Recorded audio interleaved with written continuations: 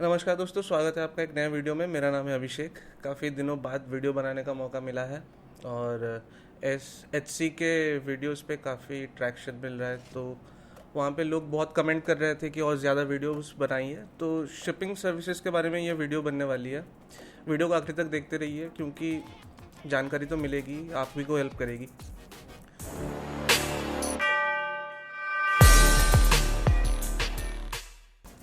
तो peak season आने वाला है जो कि सितंबर लास्ट से स्टार्ट होने वाली है। सितंबर लास्ट से लेके ये चलेगी दिसंबर 31 तक।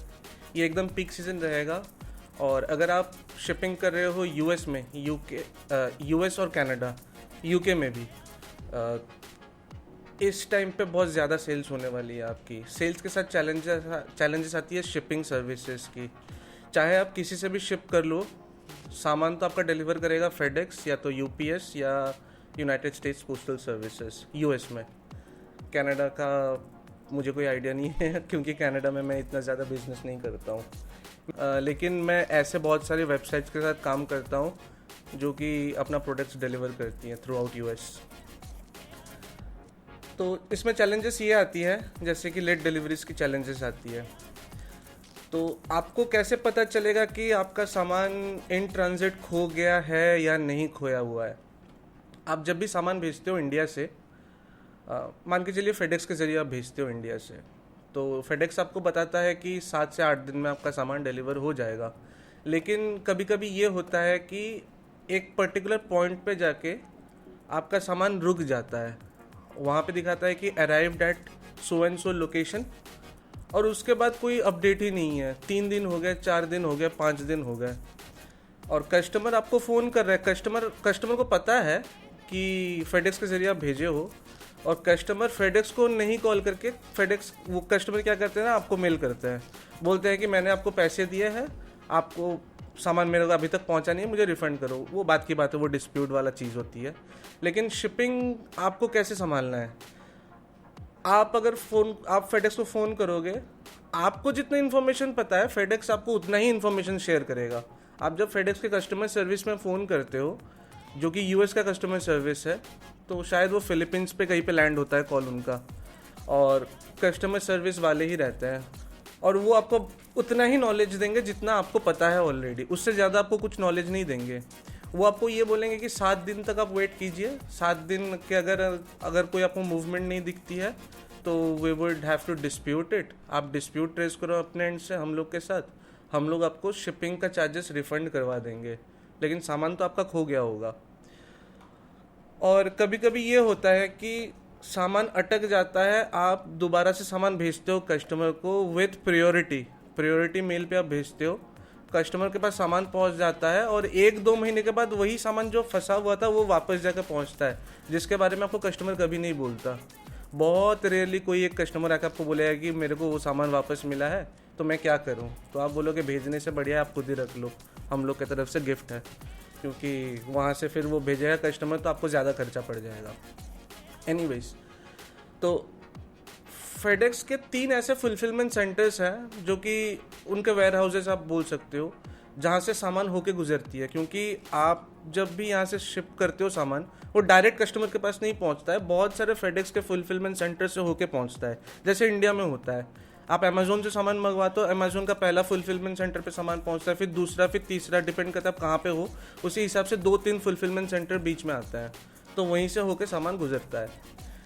तो ऐसे 3 सिटीज़ है जिसके बारे में बोलना हो लो स्पेशली फॉर फेडेक्स। एक ग्रूव सिटी ओहायो हो गया, मार्टिन्सबर्ग वेस्ट वर्जीनिया हो गया, और कॉनकॉर्ड नॉर्थ कैरोलिना हो गया।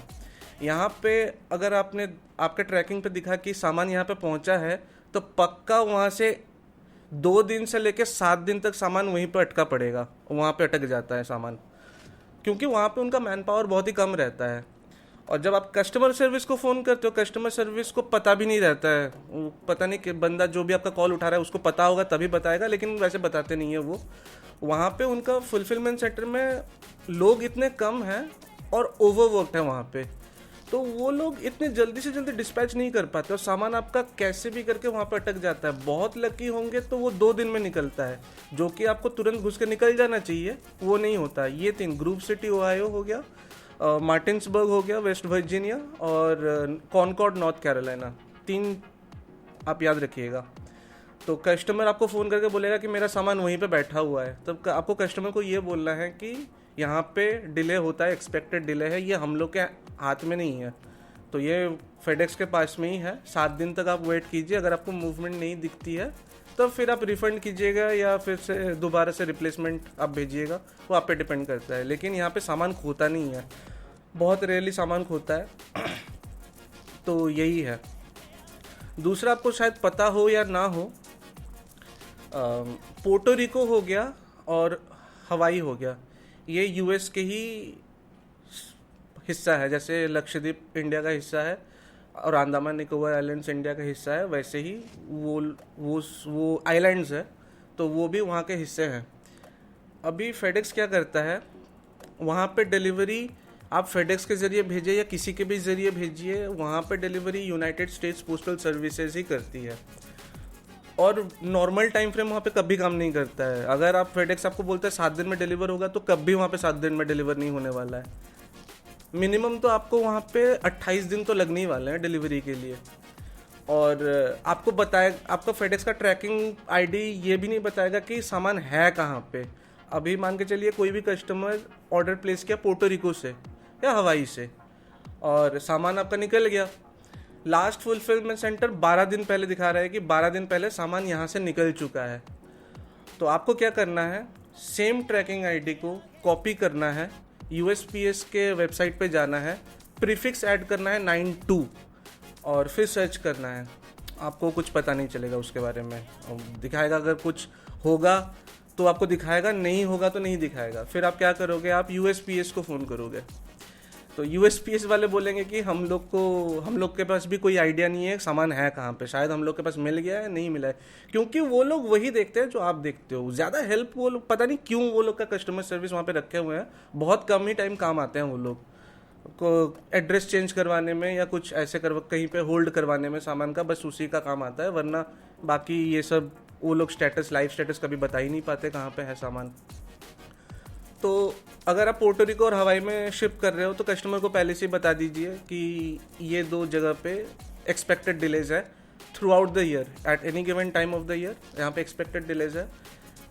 ऐसा आपका होना ही है कि ट्रैकिंग आईडी पे 10 दिन 12 दिन 20 दिन तक कुछ अपडेट ही नहीं आएगा, लेकिन सामान पहुंच जाता है, यूएसपीएस डिलीवर कर देता है। और एक डिले के बारे में जिसमें आपको पता नहीं है कि जिसको फेडेक्स के बहुत सारे सर्विसेज है, एक फेडेक्स का स्मार्ट शिप भी ऑप्शन होता है, जिसमें ये होता है कि फेडेक्स कुछ हद तक, मतलब एक डेस्टिनेशन के एक आध फुलफिलमेंट सेंटर तक फेडेक्स लेके जाता है, फिर फेडेक्स क्या करता है उसको हैंड ओवर कर देता है यूएसपीएस को।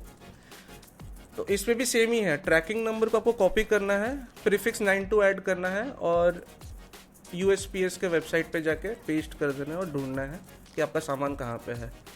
तो यूएसपीएस का वेबसाइट आपको बोलेगा कि awaiting pickup information from FedEx. इसका मतलब ये है कि उनको अभी तक सामान मिला नहीं है, या तो मिल गया है और सामान को वो अभी तक स्कैन नहीं किए हैं, जिसके लिए आपको अभी तक अपडेट मिला नहीं है। तो टेक्निकली इसमें कभी कभी 3 से 4 दिन लगता है और कभी कभी 7 दिन भी लग जाता है। 1000 पैकेजेस में 10 या 15 ही खोते हैं, विच इज़ लेस देन 1%। तो वही रेट है। मिसप्लेस हो जाता है, कोई चुराता नहीं है, लेकिन मिसप्लेस हो जाता है सामान।